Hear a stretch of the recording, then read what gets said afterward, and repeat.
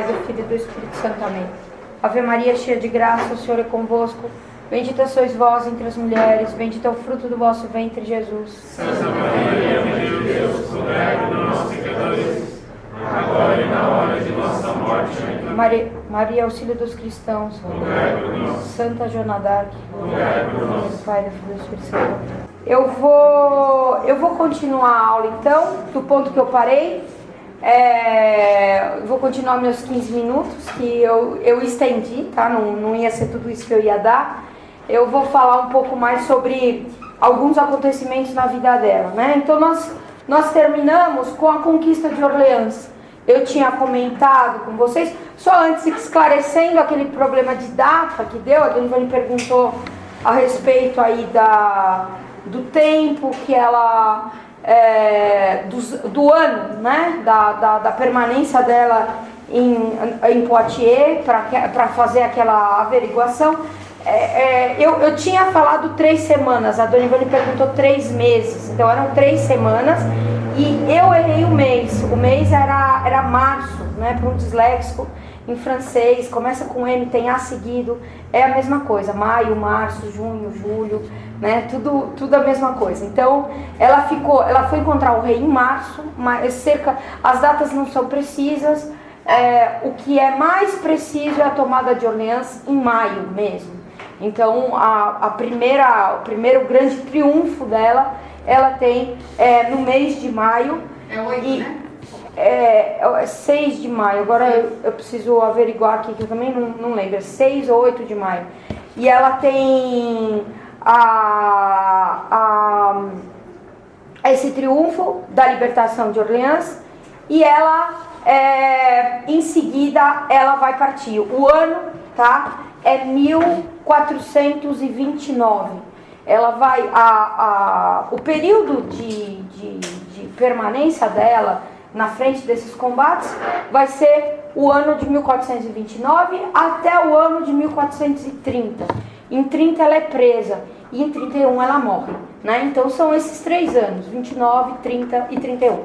1429, 1430 e 1431. Bom, voltando. Então ela vai tomar o Loire. O Loire tomar Orleans.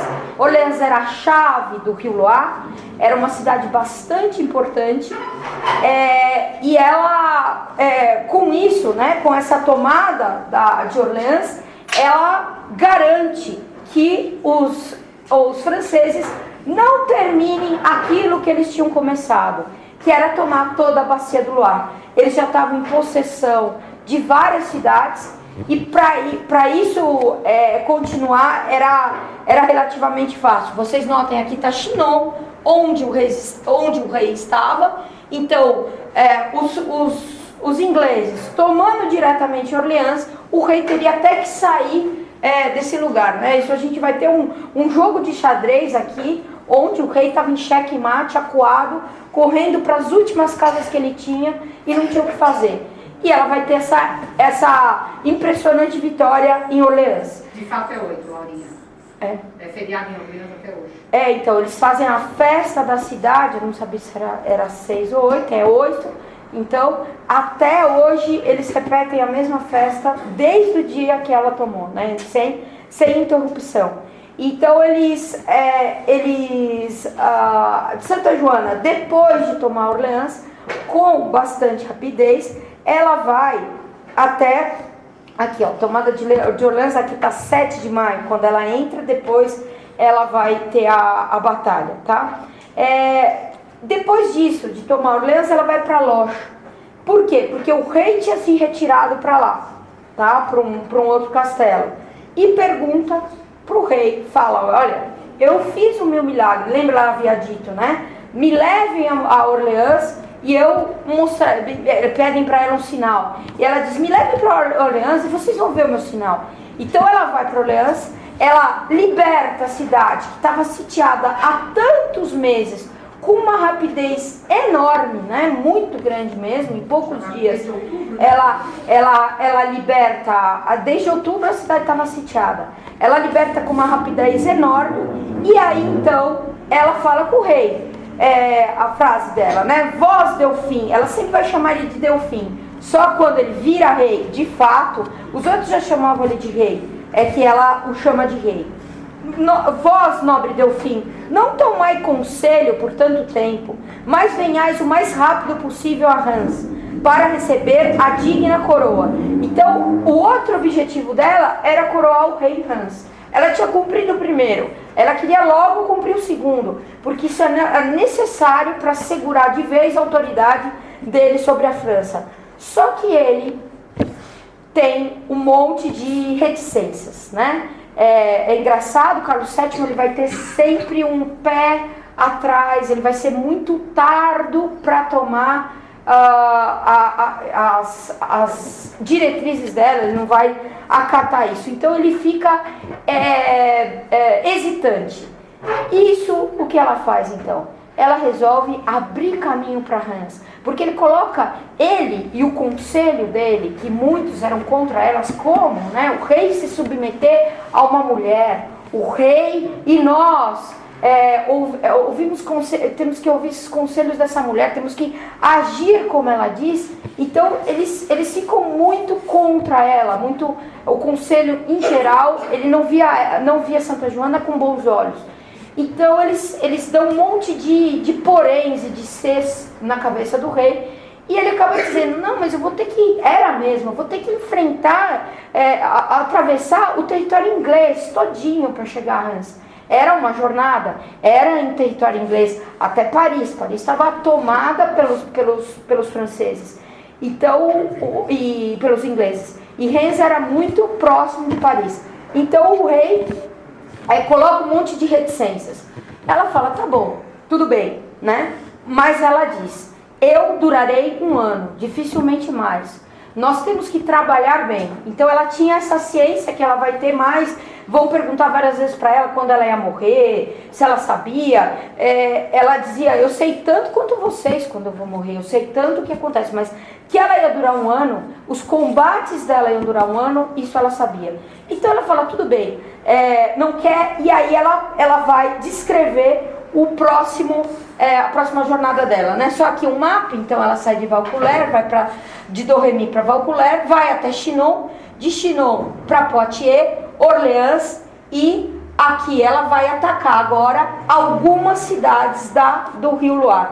Que cidades são essas, né? Então ela vai dar uma segurança para o rei. O rei se sentia frágil de ter só essa ponte no Rio Loire para atravessar, que era a ponte da cidade de Orleans. Ela vai capturar uma extensa área nas proximidades de Orleans. E isso, nessa campanha dela, então se compõe de 5 batalhas. A própria Batalha de Orleans, com o cerco de Orleans. Depois, a Batalha de Jargeau, de Meaux-sur-Loire, Beaugency e a chave de ouro é Patay. Tá? Isso aqui para o rei ficar seguro. Essas cidades estão sublinhadas aqui, né? Então aqui está Orleans, Jargeau, Meaux-sur-Loire, Beaugency. Tá? Patay está para cá. Patay não fica na bacia do Rio Loire. E durante essas batalhas que ela vai ter, vou falar de uma figura, depois eu falo de outras, algumas figuras que vão estar do lado dela depois de Orleans. Uma delas é o Dunois, que é o bastardo de Orleans, que vai permanecer com ela até o fim e ser bastante fiel. Outro é o Duque de Alençon. Esse Duque de Alençon vai ser o principal sustentáculo dela, da alta nobreza. Ele era príncipe de sangue, era primo dos reis, tá? Casado com uma Valois e, muito importante, de alta nobreza, porém, estava numa situação terrível. Uma pessoa não é santo, tinha lá os seus defeitos, que nós percebemos por os próprios relatos dele. Ele é uma das grandes fontes de Santa Joana. Então ele convivia de perto com ela, conviveu até o fim e gostava enormemente dela, e deixou vários e vários relatos do que ela falava, de como ela agia, de como ela era, né? Ele é uma pessoa de extrema coragem. Então o pai dele, a história dele é toda marcada pela Guerra dos 100 Anos. O pai dele, João I, morreu em 1415, na Batalha de Azincourt. O menino tinha 6 anos e virou duque de Alençon, né? Teve que assumir os encargos do pai. Isso vai marcar ele, vai combater contra os ingleses e a favor da Guerra dos 100 Anos por todo o tempo. Em 1424, ele vai se casar com essa Valois, Isabel de Valois, e no mesmo ano ele é capturado, né? Então mal tinha se casado, ele é capturado. Ele vai ficar preso de 24 até 29. Então ele ficou 5 anos preso. Em 29 se negocia um resgate para ele e se consegue um resgate fabuloso, que ele vai pagar muito. Ele vai perder várias possessões dele e fica, dizem, praticamente na penúria, né? Ele é obrigado a dar muito. Depois, com a guerra, ele vai recuperar isso. Quando ele volta em 29, ele ouve falar de Santo Agena. Então ele tinha vários motivos para não se aventurar. Tinha casado, foi preso, voltou, tinha acabado de chegar, ele ouve falar de Santo Agena. Ele tinha vários motivos para não combater, para tentar reorganizar o caos que tinha virado a vida dele. E o que ele faz? Ele vai atrás de Santo Agena e oferece para lutar ao lado dela. Ela gostava muito dele, chamava ele sempre de o bom duque, né? Que ele era bastante valoroso. Quando ela vai lutar ao lado dele, tá? A mulher dele pede, pelo amor de Deus, para não levá-lo, né? Não, mas você vai levar o meu marido. Eles estavam no castelo do duque, encontra o Santo Joana d'Arc e ela pede, mas você vai levar o meu marido. Ela tinha acabado de casar, ele foi embora, ele chegou de novo, ela ia levar e depois ela pensava, vou pedir outro resgate por ele, nós não temos como pagar, né? E ela diz para a esposa dele, fica tranquila, eu trarei ele de volta vivo, né? Sem problemas, melhor do que ele já era, né? Eu vou trazer ele melhor do que ele já era. E isso de fato, ele mesmo conta que e não só ele, mas outra série de generais vão adquirir vários hábitos que eles não tinham, cristãos, ficando do lado de Santa Joana d'Arc. Então, uma das coisas que ele vai falar é que ele blasfemava, e Santa Joana d'Arc ficava bastante brava e ele vai abandonar esses costumes. Então, ele vai voltar muito melhor das campanhas com ela. E eles vão atacar Jargeau. Em Jargeau ele vai ser uma peça importante.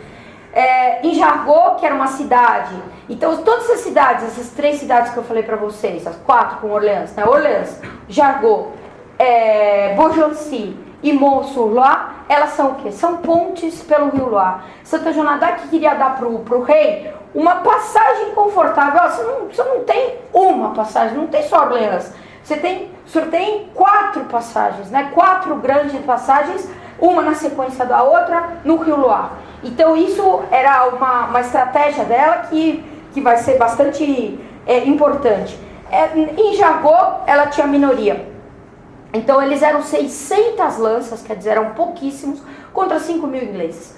Uma coisa que dava medo em todo mundo. Até nesse duque corajoso. Tá? O duque de Suffolk, inglês, ele guardava a cidade.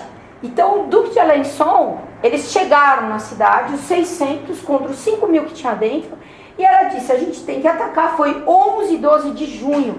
Vocês notem, ela logo depois, né, menos de um mês depois, um pouquinho mais de um mês depois, ela já vai organizar o próximo ataque da próxima cidade, no mesmo ano. E aí ela vai fazer, porque ela vai para Lorch e volta e já ataca. Ela não parava. Ela queria sempre fazer os ataques um na sequência do outro.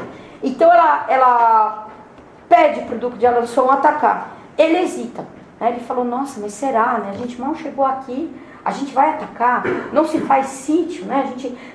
Primeiro eles não tinham força para sitiar, né? Mas numa cidade que tinha muralhas, uma cidade que tinha defesa, a tática era sitiar, deixar a cidade enfraquecer e depois atacar. E Santo Agena fala para ele atacar, né?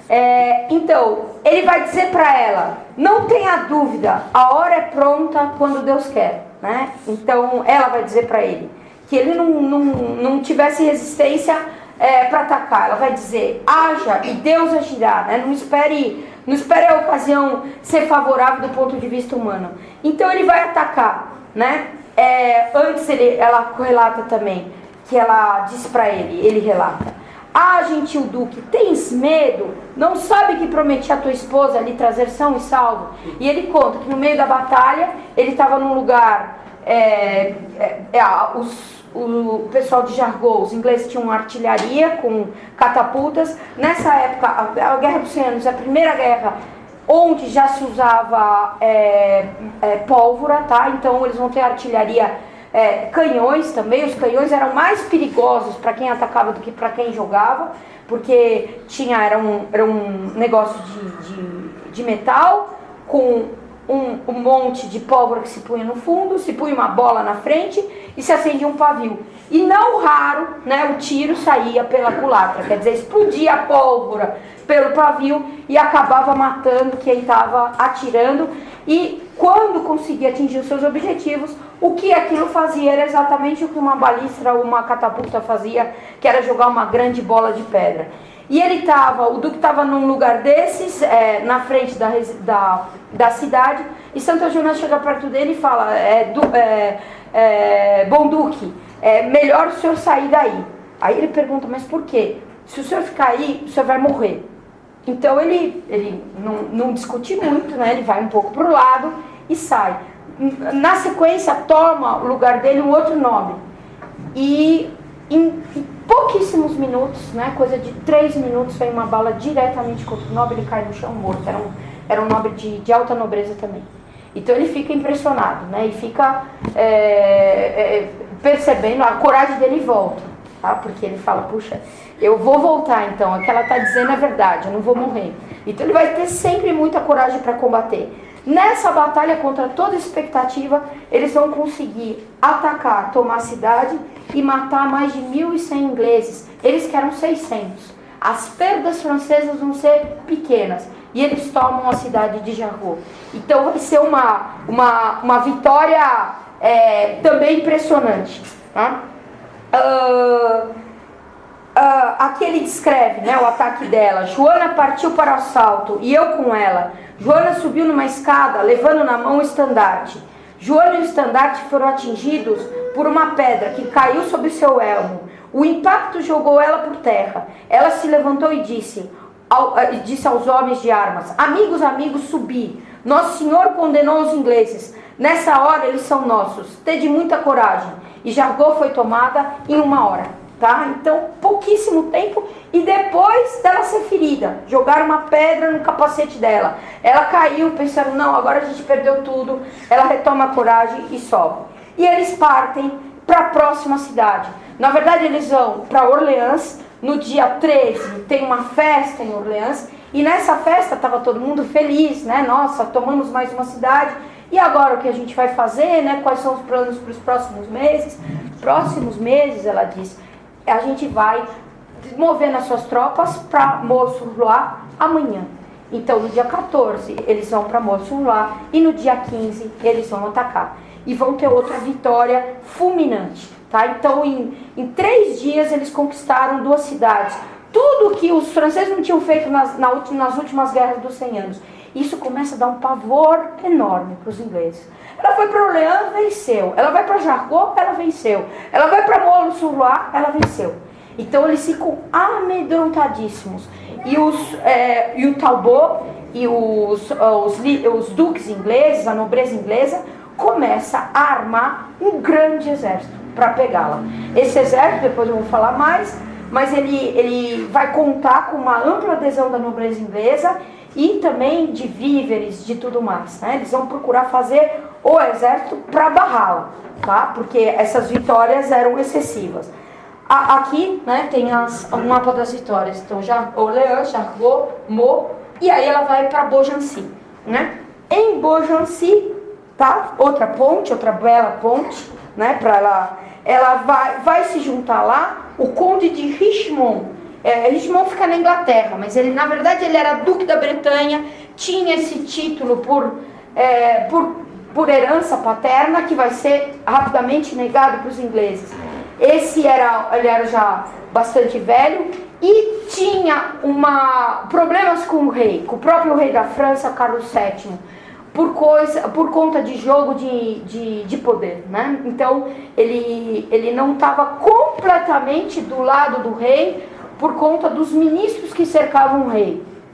Tinha um temperamento absurdamente ruim, né? Então ninguém aguentava ficar muito perto dele, mas ele era condestável da França. Isso vai ser uma ajuda considerável para Santa Joana. Condestável da França, que título é esse? Ele era o ministro da guerra, ele era o chefe das tropas do rei.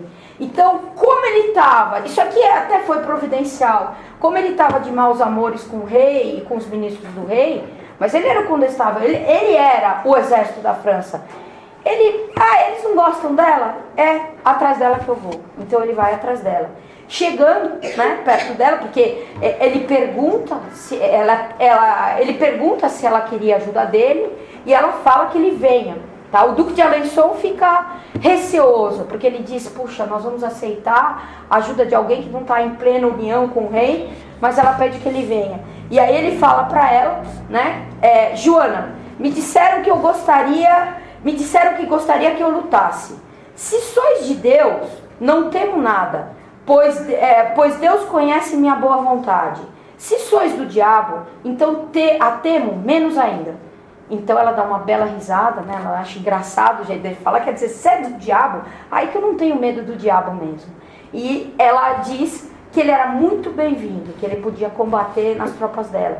Então o exército dela vai crescendo, igual uma bola de neve. De todos os lados, quando aumentam as vitórias dela, vão vindo nobres, vão vindo cavaleiros, e ela vai ficar com um grande exército mesmo. Esse exército que ia ser impossível o rei formar, porque o rei não tinha mais nem recursos financeiros para custear, para pedir. As pessoas vinham à sua custa? As pessoas vinham à sua custa. Alguma coisa, o exército francês, o exército inglês, era quase que inteiramente composto de mercenários, pagos a soldo pelo rei da Inglaterra. O exército francês, ele dependia da nobreza, era nos moldes feudais. Só que esses nobres, eles deviam uma certa quantidade de dias de batalhas para o rei. Agora eu não lembro, mas era uma coisa entre 30 e 60 dias por ano. Não mais que isso, entre o tempo de deslocamento e o tempo de fim. Era, eu saí das minhas terras tal dia, eu volto tal dia. Então era muito pouco. O rei, nas outras batalhas, eles tinham alguns escoceses e genoveses, principalmente, que eram pagos a soldo. Que eram soldados. Eram soldados, eram todos soldados. Aquele Brusque do hino era um Isso, soldado. mas muitos deles vão ficar por uma certa fidelidade. Santa Joana vai congregar todo mundo. Para ela, todo mundo trabalhava de graça. Para ela, todo mundo não. As pessoas não se importavam com o tempo. As batalhas medievais todas, elas, por causa disso, elas eram todas a conta-gotas. Então, a Guerra dos 100 Anos teve poucas batalhas, apesar de ter 100 anos, 116 anos de guerra. Aqui na fase de Santa Joana é a mais intensa de todas, com as batalhas, esse período principalmente, as batalhas se sucediam com muita rapidez. Então ele vai, outras pessoas que vão ser apoio enorme dela, que merece falar, esse Jean Poton de Xantrailles, que era Xantrailles, que era um jovem, né, na época da tomada de Orleans, e que vai gostar enormemente dela. Ele era de pequena nobreza, vai ser sempre um sustentáculo para ela, e vai ser o único que tentou alguma coisa quando ele foi presa. Ele vai, todos vão lamentar, todos esses que a circundavam vão lamentar, mas por certas circunstâncias não vão poder fazer nada. O Duque de Alençon, por exemplo, quando Santa Joana foi presa, ele chorou enormemente, né, e procurou até fazer alguma coisa. Esse vai fazer um exército e vai para Compiègne, tá, para libertar Santa Joana, e consegue tomar Compiègne, consegue pegar tudo, só cometeu um erro. Santa Joana não estava mais em Compiègne. Então, quando ele chega lá, ele percebe que ele tinha tomado a cidade, ele lutou, ele pegou, só que elas já tinham tirado ela de lá, ela já estava em Rouen. né? Então mas vai ser o único que vai se manifestar assim efetivamente. O outro é Lair, o nome dele é Aira, né? O sobrenome dele é Etienne de Vignolle, já dá a entender um pouco do caráter dele. Ele era bastante colérico, né? E vai ser responsável por vitórias grandes de Santa Joana d'Arc. E adotou bastante o modo de guerra dela. Qual que era o modo de guerra dela? Qual que eram as táticas dela? Confissão, comunhão e rezar antes da batalha. Tá? Então era uma pessoa que depois da Guerra dos 100 Anos se distinguia por isso. E as pessoas ficavam edificadas de ver como é que ele conduzia a batalha. E aí a gente vai ter a batalha de Patay. Tá? Eles vão tomar Beaugency, né? Mossoula e aí eles vão partir para Patay. Patay é um pouco mais, em 15 de junho eles vão tomar Meaux, e Patay vai ser 18 de junho, na sequência. Quando eles estavam em Beaugency, eles perguntam para Santa Joana d'Arc, e agora? O que a gente vai fazer? Né? Porque eles ouvem falar do grande exército inglês que estava se formando para combatê-la. Então eles perguntam, o que a gente vai fazer? Tem um grande exército vindo nos combater. Todo esse tempo, esses dias, o exército dela se fortalece muito, tá? Passa de 600 lanças, que é a invasão de Jargeau, para 5 mil homens. Então é exatamente uma bola de neve. E aí Santa Joana dá a seguinte ordem, né? Arrumem todas boas esporas. Então essa liderança que cercava ela pergunta, o que dizeis, né? Agora a gente vai fugir? Espora para correr, para fugir? E aí ela responde, não, nós venceremos os ingleses, mas de tal maneira que teremos que correr atrás deles. Então vocês arrumem as boas esporas. Eles tinham um receio, tá? E ela diz, em nome de Deus, é preciso combatê-los. Ainda que eles estejam em posição tão alta quanto as nuvens, nós os derrotaremos, porque Deus nos envia para que os castiguemos. Então eles tinham receio porque eles nunca tinham vencido os ingleses na Guerra dos 100 Anos, nunca tinham vencido os franceses, nunca tinham vencido os ingleses numa batalha campal. Todas as batalhas, o período que a França ganhou da Inglaterra foi o período do Bertrand e do Guesclin, que era um nobre de pequena nobreza da Bretanha, e que vai... Ele é condestável, né? Ele vai se tornar condestável. Ele era o único não rei que está enterrado em Saint-Denis. Porque ele era muito baixinho, né? É engraçado a tumba dele. As tumbas do rei de Saint-Denis, elas têm 2 tipos de tumbas. Tem os gisans, que são os jazentes normais, de corpo inteiro, e tem os jazentes que eles colocavam os órgãos, que nós não tínhamos a pessoa e colocavam os órgãos. Quando eles colocavam os órgãos, eles fazem o jazente menor, o gisant menor, e colocam um saquinho da pessoa segurando, para indicar que segurava alguma membro interno deles, né, algum órgão deles. E aí é fácil de identificar. Os que são pequenos têm o saquinho. O dele é pequeno e não tem nada, porque ele era muito pequeno. Então era feito do tamanho real dele. Ele era muito pequenininho e foi um colosso na Guerra dos 100 Anos. Ele tem uma oração muito bonita, né? Oração eu não conheço.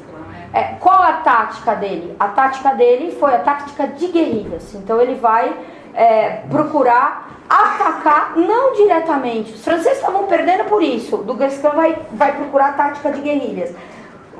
Depois que ele morre, depois que a guerra continua sem ele, a França volta a ter as derrotas. A mais tremenda de todas é a Azincourt, que é a grande batalha campal. Então a França nunca tinha ganhado uma batalha dos ingleses. E por isso os cavaleiros de Santa Joana falaram, mas nós vamos combatê-lo. Quer dizer, uma coisa é tomar cidades, uma coisa é conquistar essas pontes. Nós vamos os enfrentar numa batalha campal, como sempre. E ela fala, o rei terá hoje a maior vitória que jamais teve. Me disse meu conselho, o conselho eram os santos do céu, que falavam com ela, que eles são todos nossos. Então eles vão com essa disposição para a batalha, tá? Em Patay, que fica aqui para cima, tá vendo? Aqui ele abriu o caminho. A cidade, ela não tem importância nenhuma. né, a cidade de papel é uma cidade sem importância, é que toda batalha grande, Stalingrado não, um exemplo mau, por exemplo, Austerlitz, ela toma o nome da cidade mais importante que tem por perto. Aqui é o caso, a batalha não foi lá, mas foi num campo vizinho, que eram justamente batalhas campais. E o que vai acontecer nessa batalha? Então os ingleses tinham se preparado, né, para dar o troco. Eles vão contar com a alta nobreza, entre eles o Sir John de Fast Wolf, tá, o lobo rápido aí, o Talbot, que tinha perdido na batalha de Orleans, então voltava com a fúria para tomá-la, e o Sir Thomas Scales, que eram importantes nobres da Inglaterra.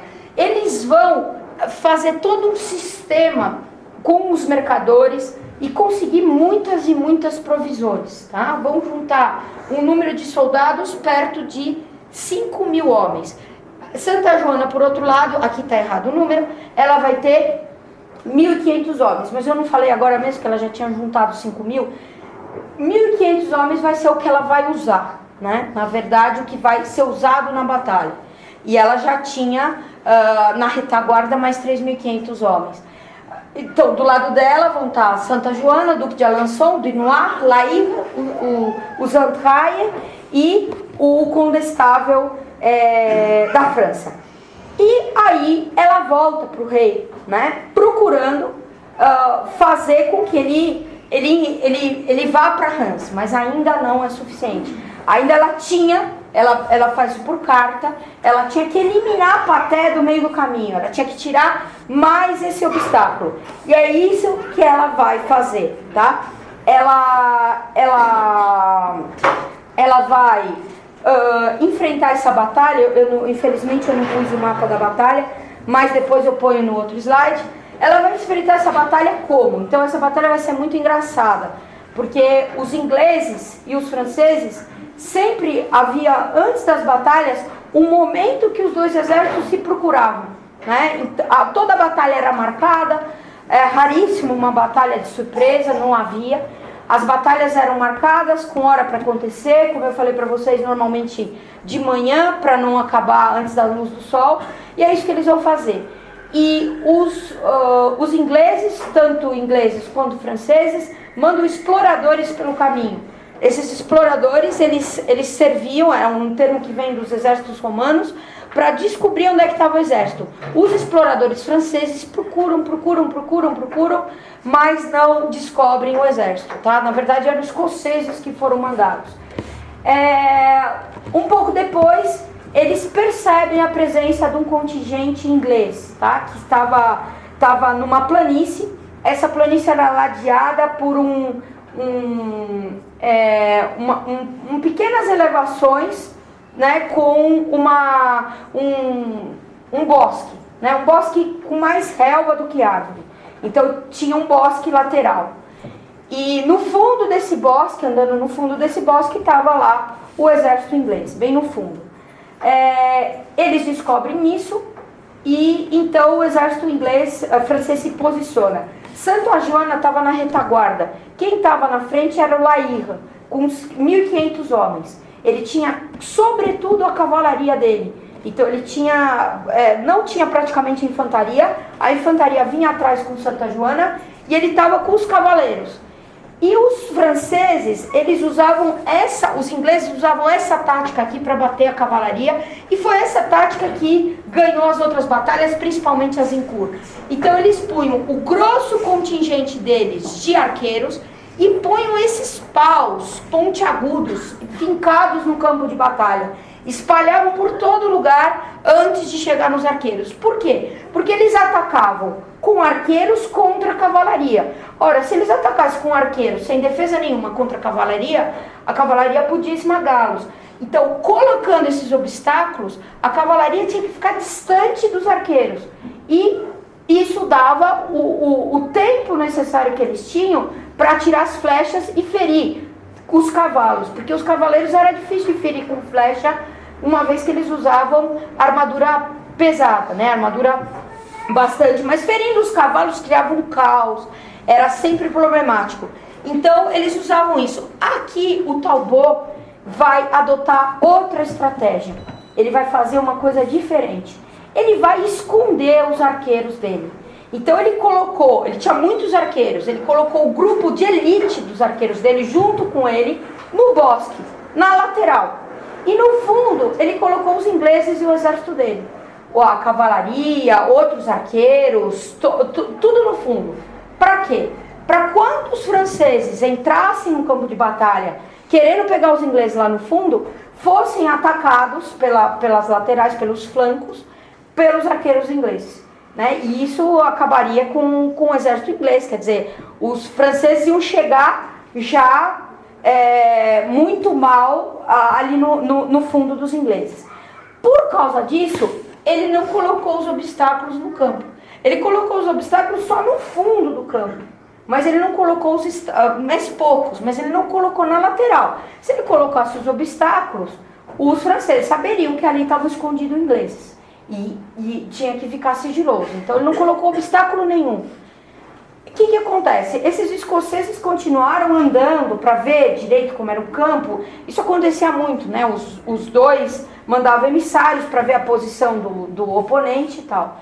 E uma hora esses escoceses estavam indo ver o exército inglês, onde estava, e não os achavam direito. E aí saiu um servo. Um animalzinho no meio da floresta, né? E os ingleses não aguentaram, né? Porque eles eram todos arqueiros e caçadores, e era aquilo para eles, não dava para aguentar, né?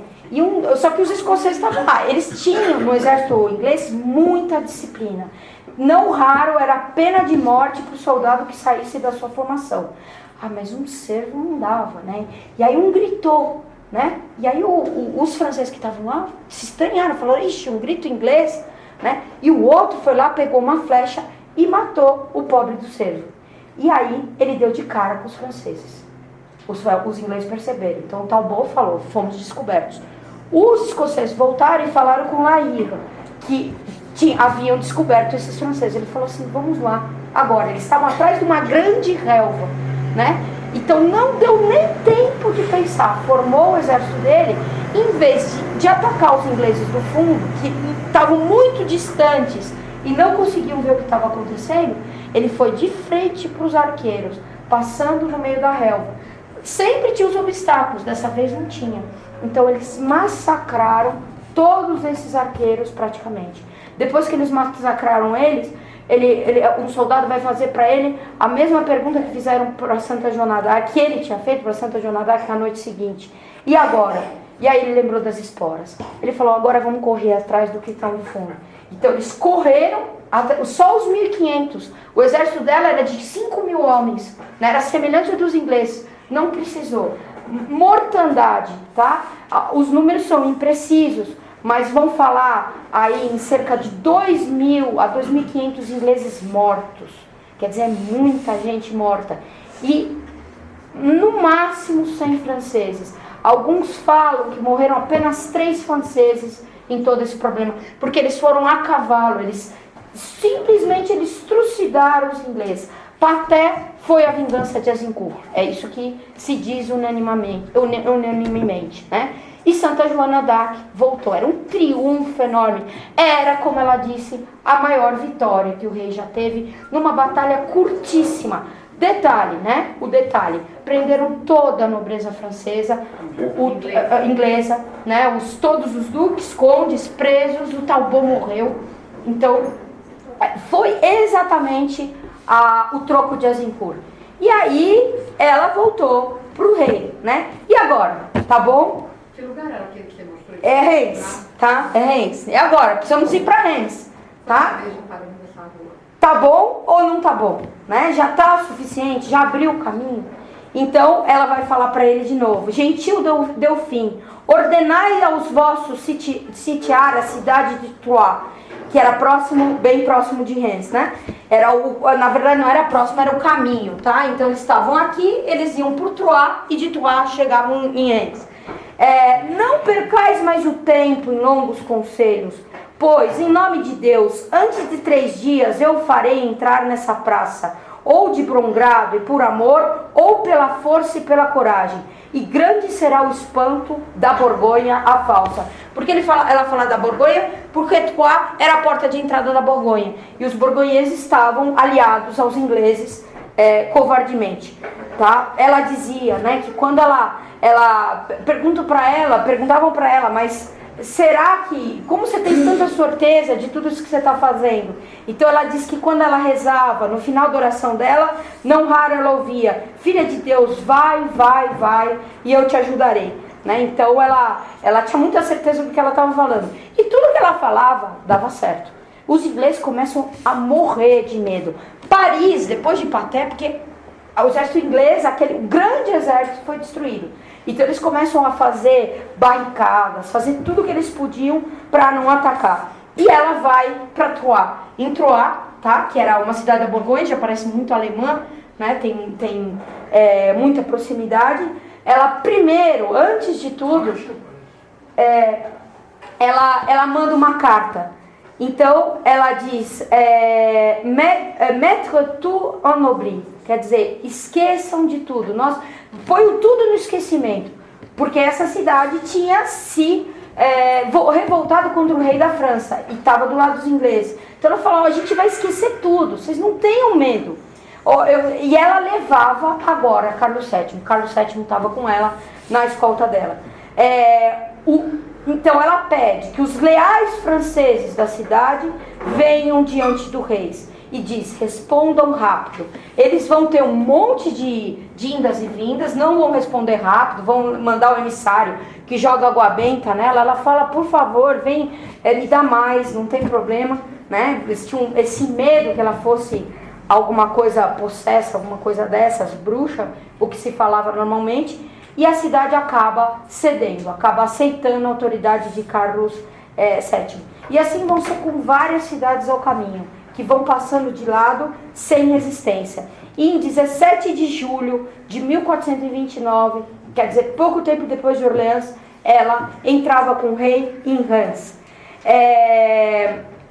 O rei, na entrada da cidade, ele tinha medo, porque ele não tinha artilharia, ele não tinha armas de cerco. E se eles se rebelassem, o que eles iam fazer? Ela falou: não tenha medo, eles vão ser, Reims também estava tomada, eles vão ser leais. Então eles acolhem o rei e Santa Joana entra com a nobreza, com os nobres, e consegue fazer dentro da Catedral de Reims a sagração do rei. Tá? Nessa hora que ela, na hora da sagração, ela pega o estandarte dela, que não era com o nome dela, mas com o nome de Jesus e Maria. O estandarte que ela gostava tanto, ela dizia: eu gosto 40 vezes mais do meu estandarte do que da minha espada. E sempre estava com ele, a espada sempre na cintura e o estandarte dela sempre na mão. Nunca era diferente. Ela então vai com esse estandarte, vai bem próximo do rei, na frente de todos os nobres. Depois vão perguntar para ela: nossa, isso não é um ato orgulhoso? E aí ela vai responder, né? Ele esteve na frente na hora do perigo. É bem justo que ele esteja na hora da honra, porque não era dela, era o estandarte de Nosso Senhor, de Jesus e Maria, tá? E aí, então, nesse grande triunfo, que ela completa a segunda etapa da missão dela, ela procura o que o rei queria. O rei queria muito fazer as pazes com João Bom de Borgonha. Então ela faz isso através de uma carta. Ele estava aliado ao rei da Inglaterra. Ela manda uma carta para o Duque de Borgonha dizendo: da parte do rei do céu, que o rei da França vos faça, a carta é longa, tá? Que é só um trecho, que o rei da França e vós façais boa paz e firme, que dure por longo tempo, perdoeis uns aos outros inteiramente, pois assim devem agir os cristãos leais. Tá? A carta não vai ter resposta, ninguém vai responder ela. Por quê? Né? Porque nesse dia, em segredo, Carlos VII firma com o Duque da Borgonha uma trégua de 15 dias em troca da cidade de Paris. Então, o Duque da Borgonha entregaria Paris, que estava na mão dos borgonheses e dos ingleses, e em troca o rei da França não combateria por 15 dias. O Duque de Beaufort, qual que era a intenção deles? O Duque de Beaufort, que era o o regente da Inglaterra na época, lembra, o rei era pequeno, ele queria ganhar tempo para conseguir mandar 3.500 ingleses para Paris. Cochon, Pierre Cochon, que vai aparecer aqui agora pela primeira vez, vai ser o articulador, vai ser o intermediador entre o Duque de Borgonha, né, que ótimo, né, esse padre, né, que vai depois ser bispo, conciliarista, né, e que vai conseguir fazer esse acordo entre as duas lideranças. O rei assina, sem contar para ela. Muitas vezes perguntavam para ela, nossa, mas você não tem medo de nada?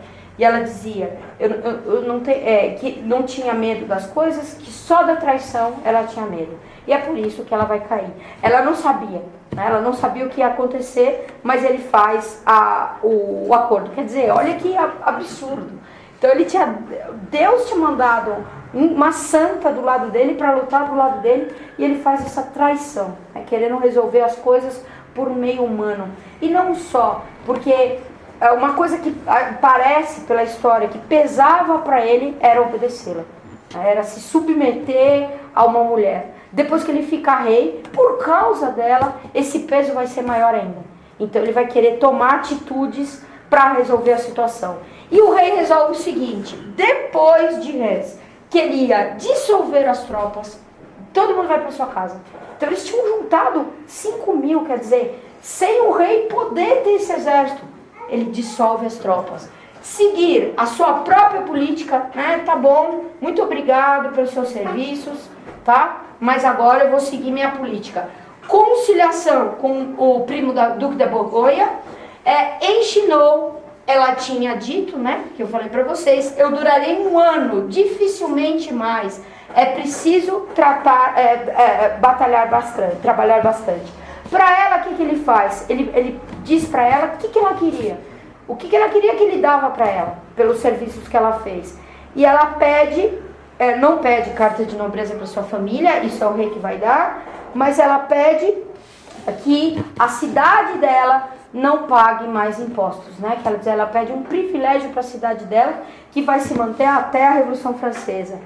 E depois ela é obrigada a ficar parada, o que muito a revolta, né? A revolta, assim, ela vai obedecer o rei, ela nunca vai ser contra ele, mas ela dizia que eles precisavam agir, e agir rapidamente, tá?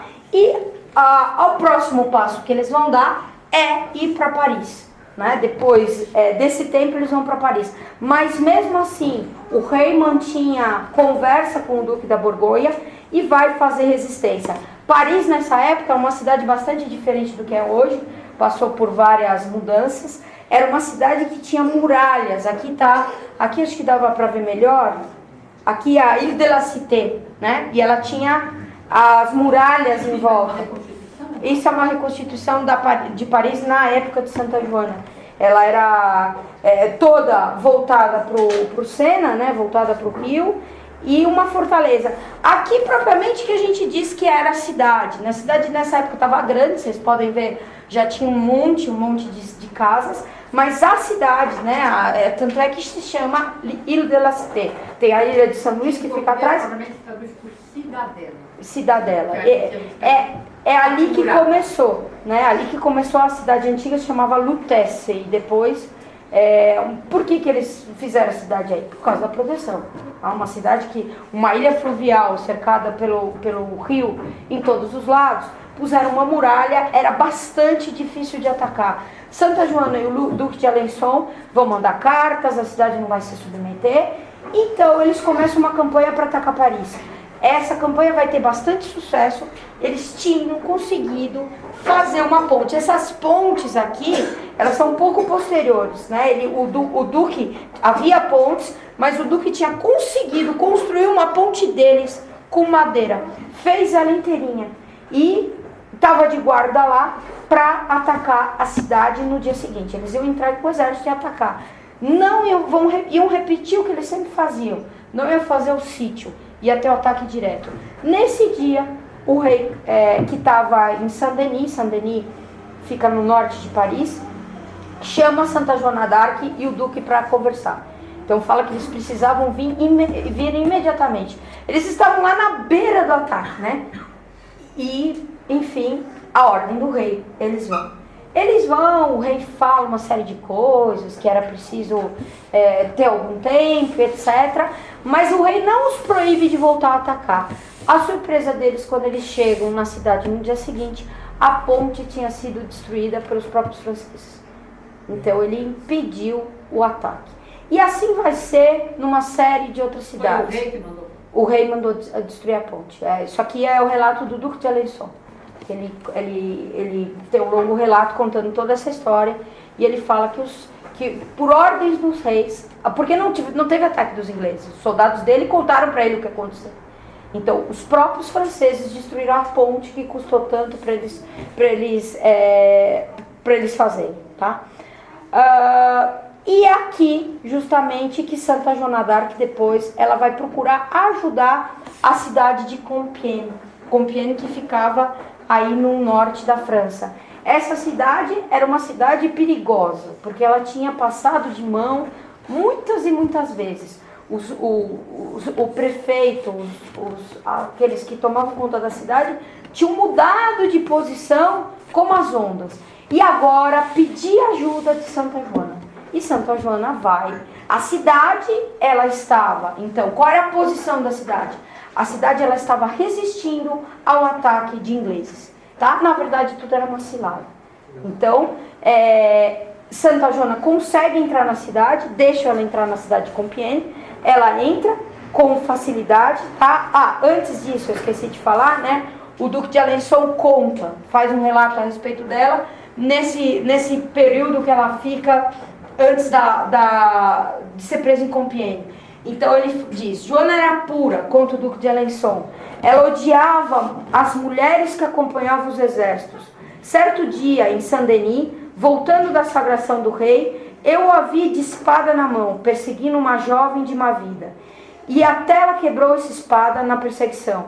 Ela bateu com a espada nas costas dessa mulher, porque ela prezava muito isso dos soldados. Ela fazia questão de vigiar para que as mulheres dissolutas não fizessem parte de seu séquito, pois dizia que Deus permitiria que fôssemos derrotados por causa de nossos pecados, seus pecados, né, dos pecados dos soldados. Então ela perseguia uma mulher dessa e ela bateu com a prancha da espada, ela estava a cavalo, ela bateu com a prancha da espada no ombro da mulher e a espada quebrou. Então a espada não quebra assim. Então ela disse depois que ela percebeu que a missão dela tinha acabado. Mesmo assim, ela é chamada para Compiègne e ela vai para Compiègne. Ela vai para Compiègne para ajudar a cidade. Uma cidade que está resistindo, os ingleses estão querendo tomar e não tem ninguém para defender, eu vou. Isso aqui é o Claudel que fala, né? O Claudel põe, é bem bonito, na peça que ele faz para Santa Joana d'Arc. Ele diz que as crianças no mês de maio, elas tinham o costume de passar nas casas, batendo nas portas, pedindo um pouco de farinha e alguma outra coisa para poderem vender, para comprar velas, para colocar para Nossa Senhora, porque era mês de Nossa Senhora, né? Era uma musiquinha, o Trimazô. Eu vou cantar, mas depois você põe a Letícia cantando, põe alguém cantando aí direito, né? C'est le même mois de mai, c'est le joli mois de mai, un petit brin de votre farine, un petit œuf de votre geline, c'est pas pour boire ni pour manger, c'est pour avoir un joli siège, pour allumer la Sainte Vierge devant Dieu. Então Claudel canta a musiquinha na peça, dizendo que no mês de maio se acendiam velas para Nossa Senhora. E ele faz um paralelo com Santa Joana, dizendo que ela, nesse mês, ela ia ser a vela que ia ser acesa para a França como sacrifício para que os franceses fossem libertados. Que esse ia ser o destino dela. Para Santa Joana não era esse. Santa Joana não compreendeu isso. Então ela pedia para as vozes, principalmente depois que ela viu a espada dela quebrar, ela pedia para as vozes e falava para elas, agora eu quero voltar para casa. Porque às vezes perguntava o que ela ia fazer. Não, eu tenho que voltar para casa, eu tenho que ajudar meu pai e minha mãe, que devem estar muito ocupados com as coisas sem eu estar lá. Porque ela cuidava dos animais e tudo mais. O pai dela, apesar daquela indisposição no começo, ele vai entender depois toda a situação. E a mãe e o irmão dela acompanhavam. O irmão dela estava no exército do lado dela. A mãe dela vai encontrar ela depois da sagração de Reims. A mãe e o irmão e a família vai encontrar. Então, a Dona Ivana está comentando que na sagração, na cerimônia, quando é feita a reabilitação dela em 1454, é a mãe dela que lê o pedido para que ela seja reabilitada, uma vez que ela foi condenada pela igreja, que se faça a reabilitação dela. Então, e aí, o que acontece em Compiègne? É 23 de maio de 1430. O que acontece nesse tempo, né? Então, desde da tomada de Patay, da sagração do rei, então, todo esse tempo até esse 23 de maio de 1930. Esses combates em que o rei não deixava ela atuar. Então, quando ela falava que era necessário atuar, que eles tinham que atacar agora, o rei dizia que não. Quando ela falava para não ir, o rei dizia vai. E eles tinham derrotas. Tá? Então, o período todo vai ser disso até ela chegar nessa situação de Compiègne. Aqui em Compiègne, ela é chamada, ela é acolhida para dentro da cidade. E vem um pequeno grupo de ingleses. É igualzinho uma batalha que tem aqui no Brasil entre os combatentes do Rio de Janeiro, como durante a batalha dos... agora me esqueceu, da Confederação dos Tamoios, igualzinho. Eles vão fazer a mesma coisa, só que aqui vão fazer com canoas. É uma tática de guerra comum. Então, pegam um pequeno exército e colocam nas portas da cidade, desafiando Santa Joana.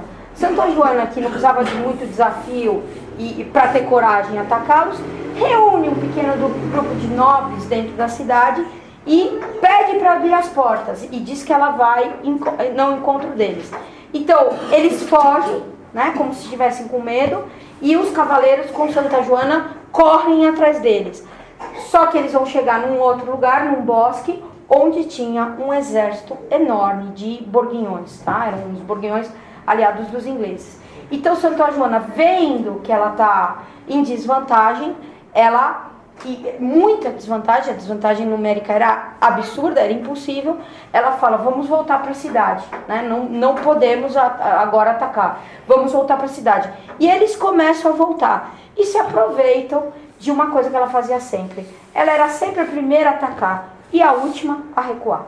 Então, diversas vezes nas batalhas, né, ela ia só com o estandarte, sem a espada, mas ela subia nas escadas sem nada e era a primeira a atacar. E quando se tratava de retirada, ela ficava até o último homem entrar. E é isso que ela vai fazer. Ela vai ficar com o estandarte dela, esperando o último homem entrar na cidade. E quando entra o último homem antes dela, fecham as portas da cidade. E ela fica para fora. E vem os borguinhões. E ela é presa. Tá? Então, claramente uma traição. Né? Armaram uma arapuca para pegá-la. Tá? Ela vai ser presa.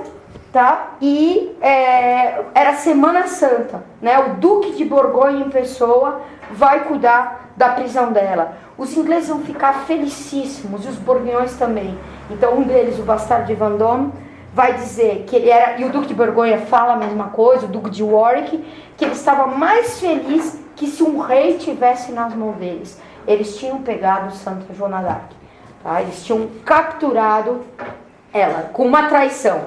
Ela vai ser presa. De fato, que eles pagaram por ela, que eles deram para a pessoa que traiu, é o resgate dos reis.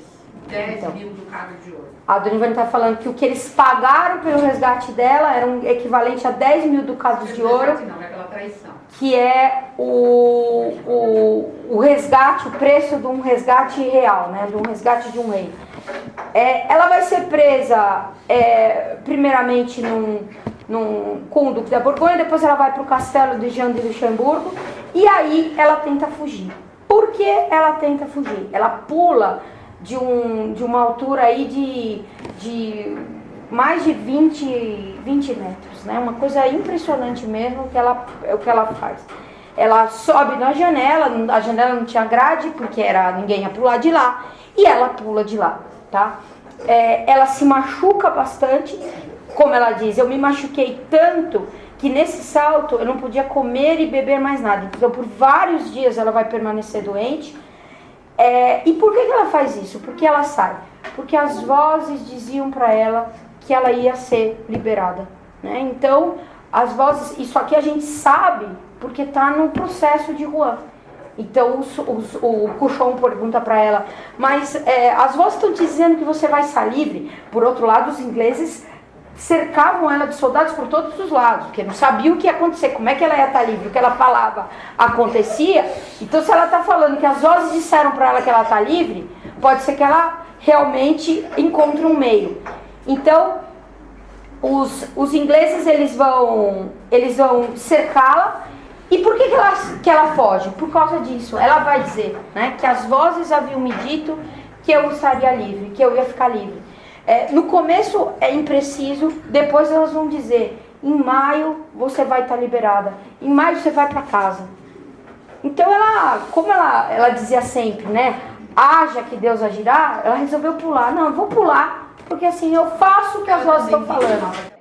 Esses relatos dela, desse período, tem que tomar um certo cuidado com ela, porque eles são todos nas mãos dos ingleses, né? Não deixa de ser das mãos dos amigos dela, como tem um claramente que é na hora que ela vai ser presa, que é falso, tá?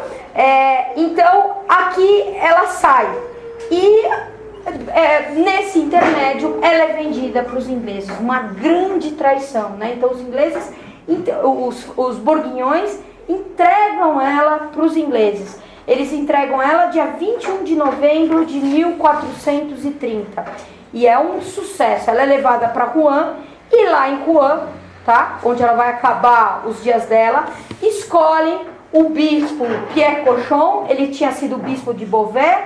E tinham prometido para ele o bispado de Paris, que era isso que ele queria. O Duque de Borgonha tinha feito isso, tinha feito ele duque. Foi ele que negociou com ele. Aqui está o resgate dela, né? 10 milhões de libras. E ele que vai julgá-la, ele que vai ter esse encargo. Meu Deus, o dramaturgo do livro. Agora está me fugindo. Claudel. O Claudel, quando ele está falando da peça, né? Aquela peça que ele faz sobre ela, ele brinca com isso, né? Então ele pergunta, a certa hora, quem irá julgar Santa Joana d'Arc? Quem que vai ter essa coragem, né, de julgar Santa Joana d'Arc? Aí tem um coro que responde, né? O tigre, né, que simboliza a crueldade. O tigre mandou dizer que o tigre tá doente, né? Aí quem vai julgar? A serpente, que significa malícia. A serpente mandou dizer que ela não tá, ela se enfiou num buraco e fugiu. Né? A raposa, a astúcia, então vai procurando os diferentes animais para julgá-la. E no fim, né, ele brinca com o nome do cochon, que tem o mesmo som, mas não a mesma grafia em francês, de porco. E ele diz que ele vai julgar Santa Joana d'Arc, ego nomino porcos. Aí começam a repetir porcos, porque justamente só uma pessoa imunda podia fazer o julgamento como foi feito, um julgamento completamente arbitrário. O processo, as próprias testemunhas, porque agora aqui os relatos caem nas mãos daqueles que não eram favoráveis a Santa Joana d'Arc. Nesses havia pessoas que a odiavam, havia pessoas indiferentes e havia as pessoas até que vão ficar simpáticas a elas. Entre esses, tá, alguns vão falar que vão ser fiéis àquilo que eles tinham fazer, simplesmente gente que era verdadeira. Então esse Nicolas de Bailly vai ser encarregado de buscar informações a respeito de Santa Joana d'Arc. Ele vai dizer que ele não encontrou nada a respeito dela, que ele não gostaria de ouvir mesmo da própria irmã, tá? Um dos problemas maiores, o grande problema dela, é que ela vai ser presa em prisão secular. Ela apelava para o bispo, se ela estava sendo julgada pela igreja, que ela fosse presa nas prisões da igreja, que eram os conventos, com mulheres. As mulheres ficavam onde? Num convento de freiras. Os homens ficavam onde? Na penitenciária, onde se fazia penitência, nos mosteiros. Mas eles foram presos, Santa Joana d'Arc foi presa numa prisão secular, guardada por homens, o que contrariava completamente os processos. Depois, ela não vai ter advogado. Na Inquisição, a Inquisição vai regulamentar isso, as pessoas todas podiam ter advogados. Ela vai se defender sozinho, que era contra as leis da Inquisição. O julgamento dela vai durar 2 meses. Na verdade, quase 3 meses. Então, eu vou ficar julgando ela desde a prisão dela, que é no começo de 1431, até maio. Por que durou tanto tempo esse julgamento? Porque precisavam pegá-la, e pegá-la lá. Não bastava dizer que ela tinha cometido alguma coisa em outro lugar. Por quê? Porque a jurisdição do bispo, do Pierre Cochon, era lá. Então ele precisava achar um problema para ela lá. Ela tinha que cometer um delito passível de morte lá. A heresia, visões, todas essas coisas não adiantavam para Santa Joana. Porque pela Inquisição, isso aqui está na aula da Inquisição, eu comentei, uma pessoa que era réu primária e se arrependia de qualquer erro que ela tinha dito, estava livre, tinha que ir embora. Então, Santa Joana reza o credo, ela rezava. Você acredita nas verdades da fé? Ela acreditava. Então, ela não tinha heresia que era defendida por ela. Ainda que falassem, ela cometeu heresia, ela não falava nenhuma dessas coisas. Então, não podiam incriminá-la por isso. Precisavam ou incriminá-la como relapsa. O que era o relapso? O relapso era o que caía 2 vezes no mesmo erro. Né? Então, ela disse heresia antes, acusamos falsamente, e ela diz uma heresia agora. Ou, então, era o ponto que tinham que pegar para matá-lo, que era o fato dela ser relapsa e cometer uma heresia naquele lugar. Por isso que os interrogatórios vão demorar, porque precisavam dessa prova. No começo vão fazer em público, mas depois das primeiras sessões, que ela causava muita comoção nas pessoas pelas respostas atrevidas que ela dava, vão passar isso para dentro de uma sala da catedral, né? Normalmente era das 8 às 11 da manhã e tem notas. Notas que são, às vezes, seletivas, tá? Mas eram anotadas. Então, ele fala, né? Esse Jean Massieu, que levava ela todo dia para essa sala onde ela era julgada, ele fala que ela passava na frente da capela, né? E ele permitia que ela rezasse para o Santíssimo. Então ele vai ficar até edificado disso, que toda vez ela passava e ela dizia que ela gostava. Chegava a hora do julgamento, dela ser julgada, nesses interrogatórios que massacravam ela, em vez dela ficar triste com isso, ela ficava feliz porque ela lembrava que ela ia poder sair da prisão e fazer uma visita para Nosso Senhor. Quando descobriram isso, fecharam a porta. Tá? E não deixaram mais ela passar. As testemunhas, né? Algumas das testemunhas. Então eles falam que sobre ameaça e terror nós tivemos que participar do processo, tá? Não havia esse próprio Jean Massieu, não havia pessoa no tribunal que não tremia de medo. De tal maneira eles eram ameaçados. Jean Lemaitre. Nós tínhamos que agir segundo a vontade dos ingleses, senão éramos ameaçados de morte. Então, um belo tribunal, né, com belos testemunhas. Isso aqui também tudo a gente sabe, por quê? Por causa do processo de reabilitação dela, onde se anotou essas coisas todas, as pessoas contaram. Esse é o processo dela, tá? O processo de 31 que condenou ela à morte, que está aí nos museus. E o que ela sabia, né? Então, em meu país, me chamavam de Joaninha. Na França, porque ela fala na França, porque o país dela ficava tão na borda que era fora da França. Desde que cheguei, me chamam de Joana. Minha mãe me ensinou o Pai Nosso, a Ave Maria e o Credo. Eu não aprendi minha fé de mais ninguém, senão da minha mãe. Então, o que ela sabia de catecismo? O que ela aprendeu com a mãe dela? Entre essas coisas, o Pai Nosso, a Ave Maria e o Credo. Ela nunca estudou, ela não fez curso de catecismo, ela não fez nada. Ela aprendeu com a mãe dela. E estava aí, pela 3ª vez, sendo interrogada duramente por um monte de professores e doutores de universidades.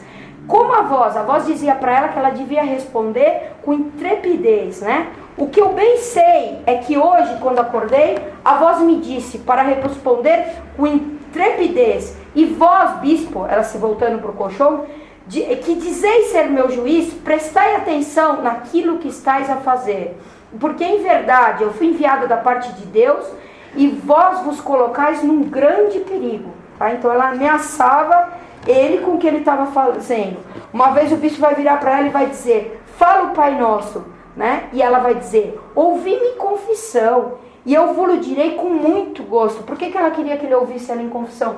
Por causa do segredo em confissão e para atacar. Primeiro para colocá-lo na posição de padre, né? Que ele não estava tomando. Para lembrar ele da posição de padre. E também por quê? Porque os segredos de confissão não podiam ser revelados, né? Então ela queria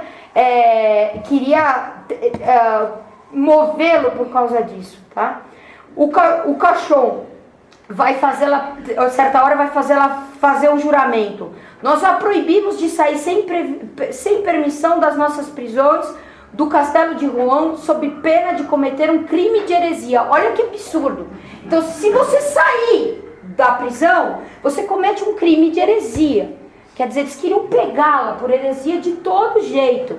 E ela, coitada, sem saber nada, vai dizer, não aceito essa proibição. Se fugir, jamais poderão me acusar de negar a minha fé. Tá? O interrogador vai perguntar para ela a respeito dos anjos, né? Isso aqui são uns trechos do interrogatório para vocês verem como era, né? Então vai perguntar para os anjos estavam sem roupa? E ela respondia, o senhor julga que Deus não tem como vesti-los, né? Então quer dizer, o que é isso? Eles tinham cabelo, e por que eles cortariam, né? As respostas. Você se julga isenta do pecado mortal? Então aqui pegava um ponto delicado, porque diz a Sagrada Escritura, triste é a condição do homem, que não sabe se é digno de amor ou de ódio. E o catecismo diz que nós podemos suspeitar, achar, mas não podemos ter certeza se estamos em estado de graça ou não estamos em estado de graça. Então aqui era para pegá-la. Se ela respondesse que estava em pecado mortal, está em pecado mortal. Se ela respondesse que não estava, era orgulho. E a resposta dela, se estou em estado de pecado mortal, é sem sabê-lo. O interrogador, você sabe que se está em estado de graça? Se eu não estou, que Deus me restaure.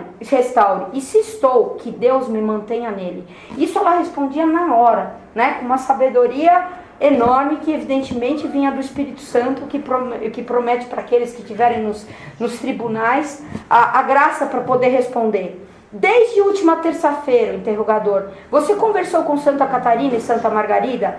Hoje, ontem e hoje, não há dia que eu não as ouça. Eu as vejo sempre, da mesma forma, e suas cabeças são muito ricamente coroadas. É uma bela voz, é uma bela, doce e humilde voz, e exprime-se em francês. Interrogador, mas então Santa Margarida não fala inglês? Mas como ela ia falar inglês, Santa Joana d'Arc, se ela não é do partido dos ingleses, né? Então, ela era bem... Deus odeia os ingleses? Eles perguntaram, porque Deus está fazendo essa guerra com os ingleses, Deus não gosta da gente, Deus nos odeia?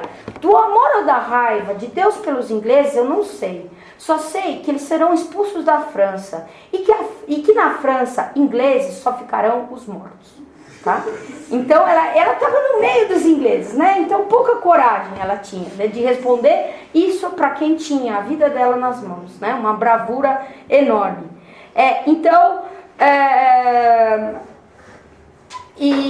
Uma hora falaram uma certa coisa e deram uma explicação que para ela, uma outra pessoa menos mal intencionada disse que para ela que havia pessoas lá que compreendiam ela, que nem tinham essa posição tão contrária ao rei da França como outros, né?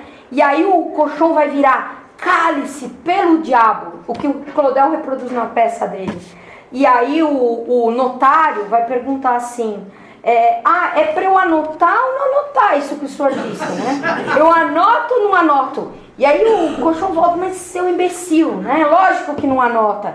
E Santa Joana d'Arc volta, vós escreveis bem o que é contra mim, e não quereis escrever o que é a meu favor, tá? Então todo o processo vai ser assim. Eu vou passar aqui, em Santo An, tá?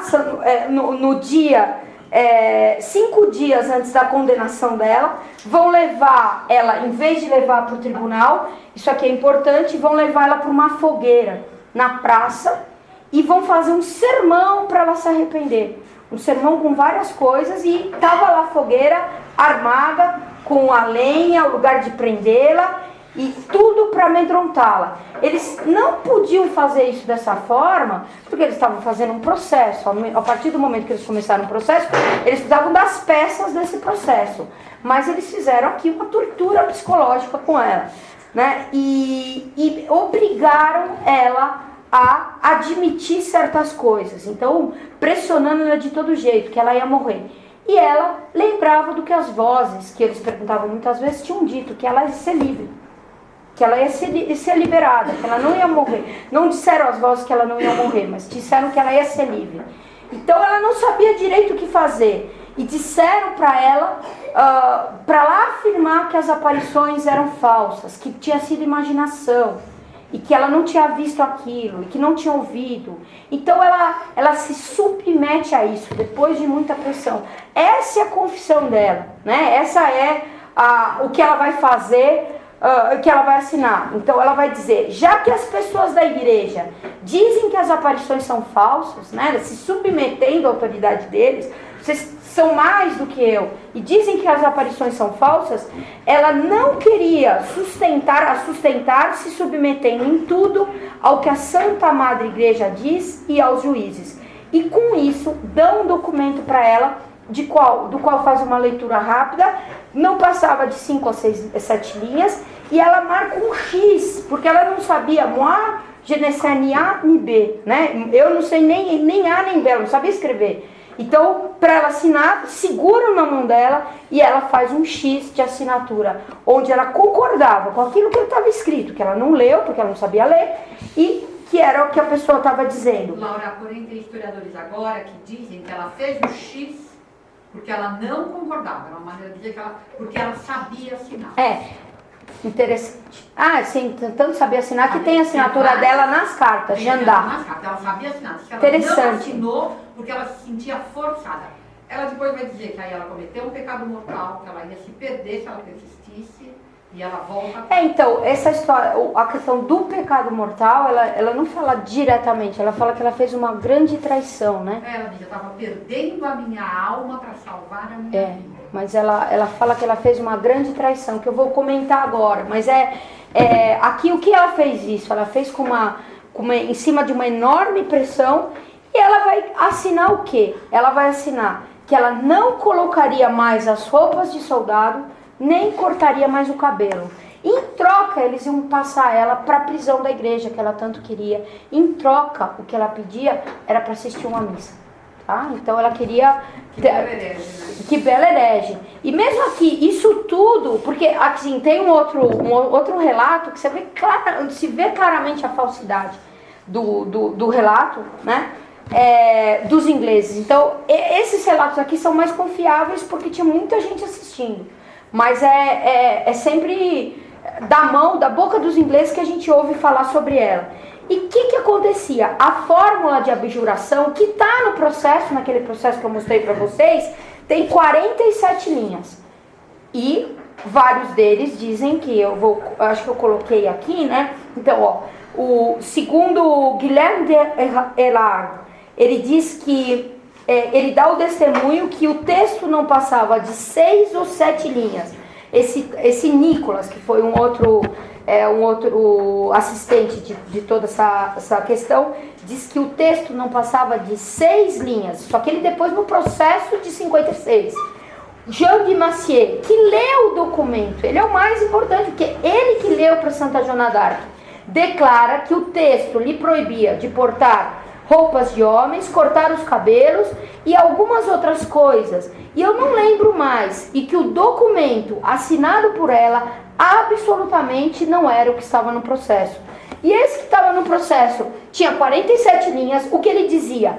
Que ela afirmava ter mentido e tido revelações e aparições, que ela mentiu dizendo que teve revelações e aparições vindas de Deus, que ela blasfemou, que ela era cismática, que ela desprezava Deus e os sacramentos, que ela renunciava aos seus crimes e aos seus erros. Então ela desprezava Deus e os sacramentos para dar em troca para ela poder ir à missa. É bem assim, faz bastante sentido, né? Então esse documento é falso, tá? Esse documento que está nos processos é falso. Só que esse outro que ela assinou, e mesmo esse documento, não dava ainda a chance de matá-la. Então alguns ficaram tristes, porque não sabiam o que estavam fazendo. E agora, né? Ela assinou, ela não é relapsa. Ela tá pedindo perdão dessas coisas. Não podemos matá-la, ela vai fazer penitência. A gente só conseguiu aí um testemunho daquela herege, tá? No caso, nem sabiam, porque isso é posterior. E aí que ela vai na outra sessão, e ela diz, desculpa, aqui, esse slide que aqui na frente, né? Em 27 de maio, ela veste de novo nas prisões a roupa masculina, as roupas masculinas, a armadura dela, a roupa de soldado. E é por isso que ela vai ser condenada, tá? Esse é o crime dela, ser relapsa nesse ponto.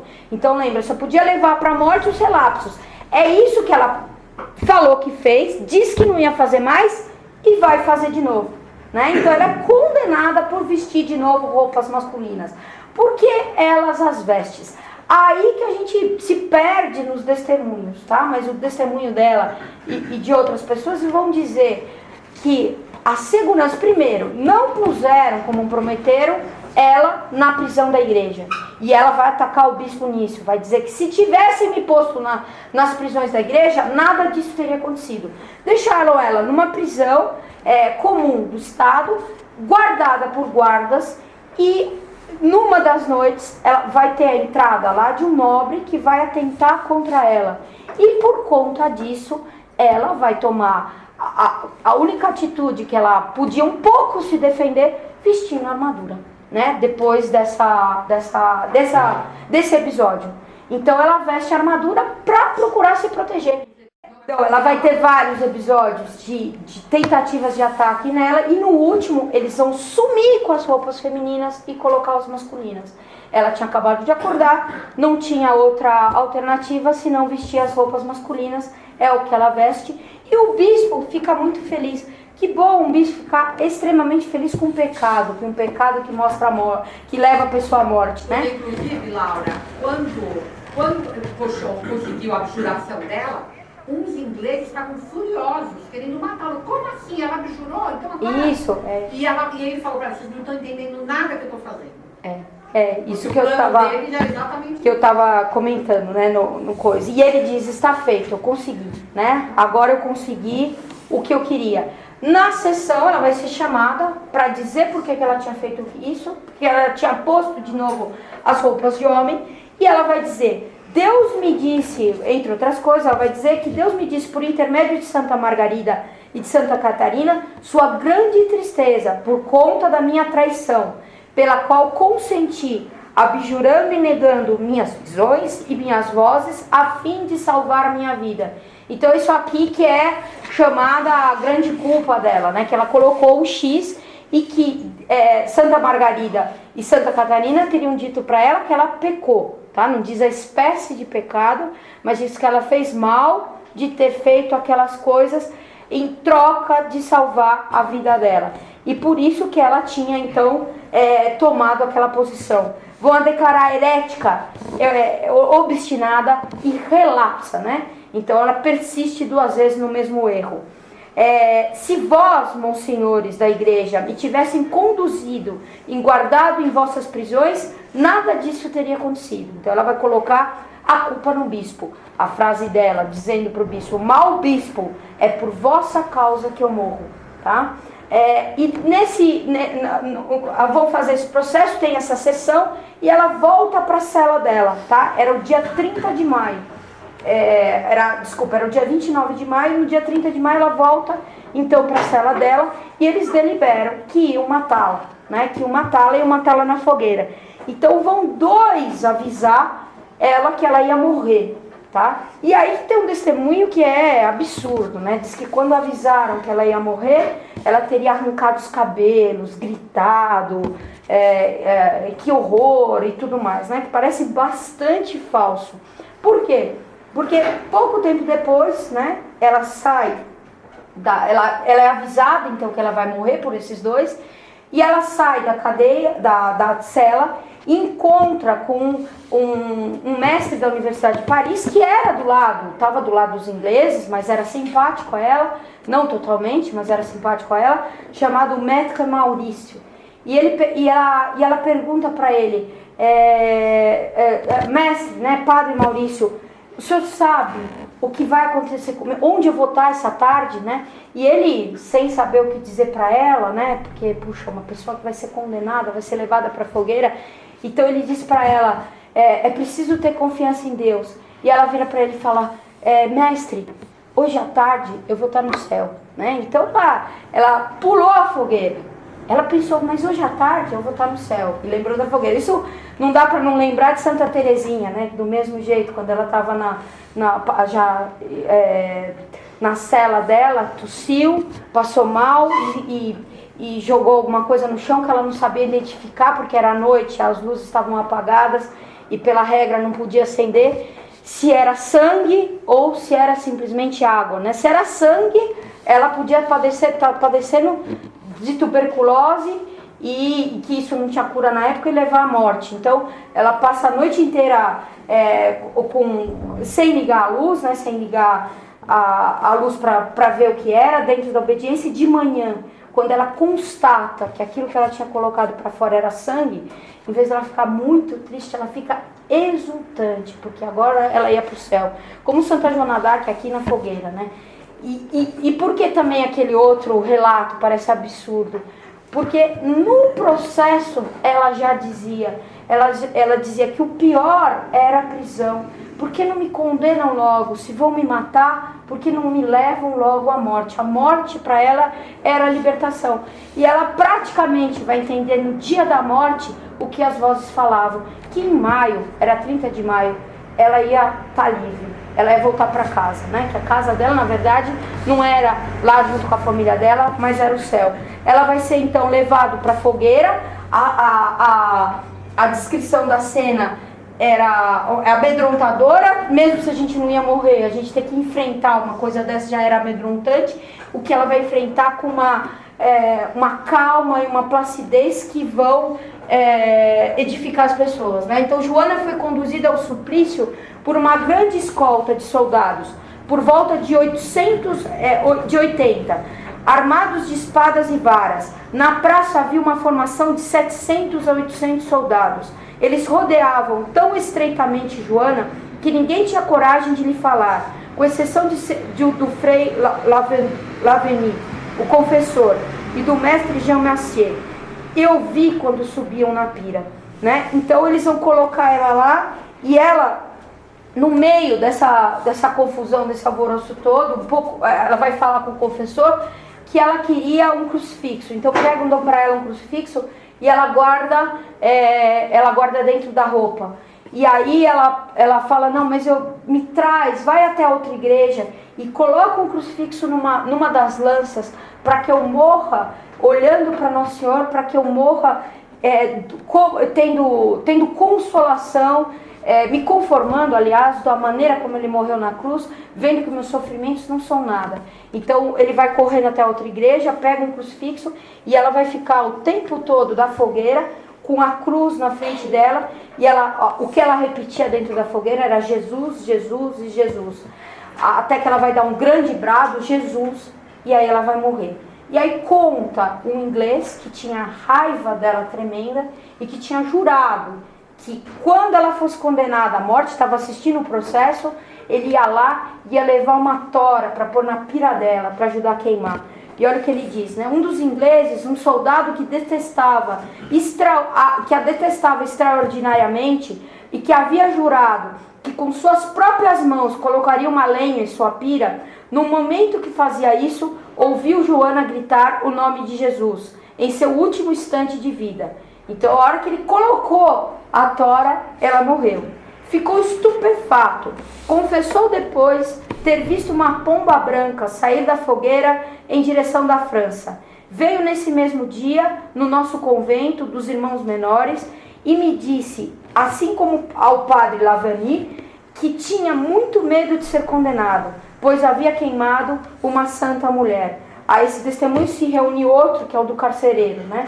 Logo depois da execução, veio a mim e ao padre Lavani, é o mesmo padre que dá o testemunho, o carrasco, o que tinha ajudado a queimá-la, né? Que ficava atiçando fogo para queimá-la.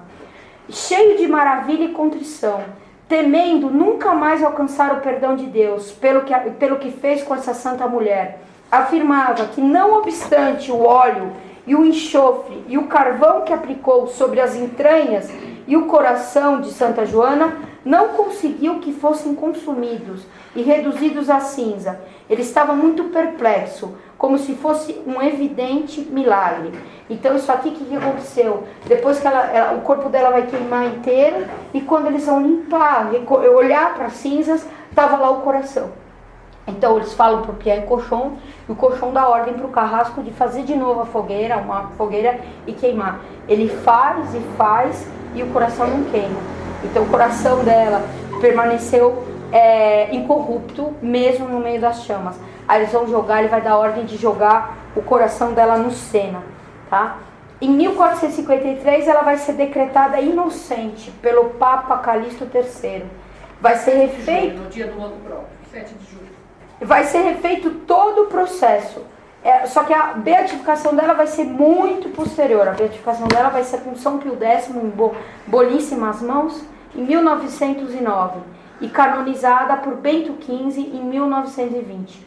Né?